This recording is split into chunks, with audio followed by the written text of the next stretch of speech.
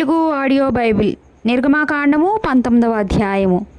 ఇశ్రాయేలీయులు ఐగుప్తు దేశము నుండి బయలుదేరిన 3వ నెలలో, వారు బయలుదేరిన నాడే 3వ నెల ఆరంభ దినమందే వారు సీనాయి అరణ్యమునకు వచ్చిరి.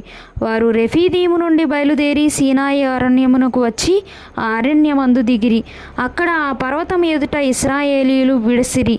మోషే దేవుని యొద్దకు ఎక్కిపోవగా యెహోవా ఆ పర్వతము నుండి అతని పిలిచి, నీవు యాకోబు కుటుంబకులతో ముచ్చటించి ఇశ్రాయేలీయులకు తెలుపవలసినదేమనగా, నేను ఐగుప్తీయులకు ఏమి చేసితినో మిమ్మును గద్దరెక్కల మీద మోసి నా యొద్దకు మిమ్మును ఎట్లు చేర్చుకొంటినో మీరు చూచితిరి.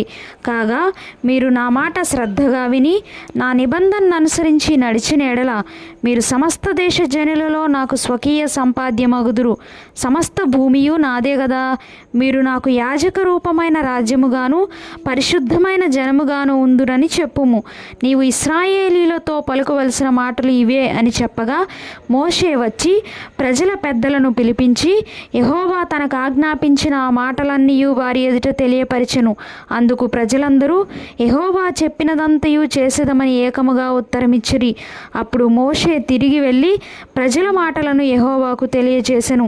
యెహోవా మోషేతో, ఇదిగో నేను నీతో మాట్లాడినప్పుడు ప్రజలు విని నిరంతరము నీ యందు నమ్మకముంచునట్లు నేను కారు మబ్బులలో నీ యొద్దకు వచ్చేదని చెప్పెను. మోషే ప్రజల మాటలను యెహోవాతో చెప్పగా, యెహోవా మోషేతో, నీవు ప్రజల యొద్దకు వెళ్ళి నేడును రేపును వారిని పరిశుద్ధపరచుము. వారు తమ బట్టలు ఉదుకుకొని 3వ నాటికి సిద్ధముగా ఉండవలెను. 3వ నాడు యెహోవా ప్రజలందరి కన్నుల ఎదుట సీనాయి పర్వతం మీదికి దిగివచ్చును. నీవు చుట్టూ ప్రజలకు మేరను ఏర్పరిచి, మీరు ఈ పర్వతము ఎక్కవద్దు, దాని అంచును ముట్టవద్దు. భద్రము సుమి, ఈ పర్వతము ముట్టు ప్రతివానికి మరణశిక్ష తప్పక విధింపబడవలెను.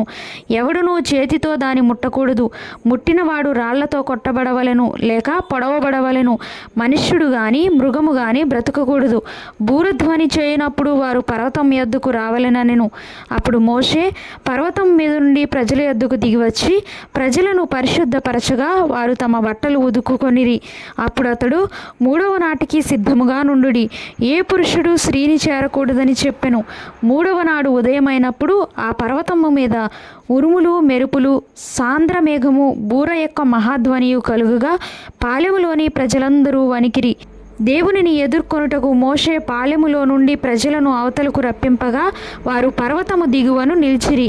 యెహోవా అగ్నితో సీనాయి పర్వతం మీదికి దిగివచ్చినందున అదంతయు ధూమమయమై ఉండెను. దాని ధూమము కొలిమి ధూమము వలె లేచెను. పర్వతమంతయు మిక్కిలి కంపించెను. ఆ బూరధ్వని అంతకంతకు బిగ్గరగా మ్రోగెను. మోషే మాటలాడుచుండగా దేవుడు కంఠస్వరము చేత అతనికి ఉత్తరమిచ్చుచుండెను. యెహోవా సీనాయి పర్వతం మీదికి, అనగా ఆ పర్వత శిఖరము మీదికి దిగివచ్చెను. యెహోవా పర్వత శిఖరం మీదికి రమ్మని మోషేను పిలువగా మోషే ఎక్కిపోయెను.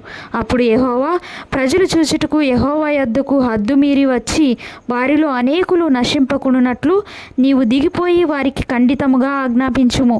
మరియు యెహోవా వారి మీద పడకుండునట్లు యెహోవా యొద్దకు చేరు యాజకులు తమ్ము తామే పరిశుద్ధపరచుకొనవలెనని మోషేతో చెప్పగా, మోషే యెహోవాతో, ప్రజలు సీనాయి పర్వతము ఎక్కలేరు.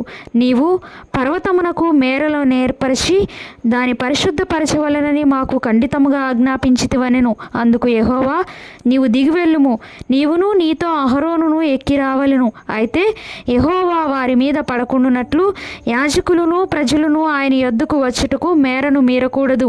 ఆయన వారి మీద పడునేమో అని అతనితో చెప్పగా మోషే ప్రజల యొద్దకు వెళ్ళి ఆ మాట వారితో చెప్పెను.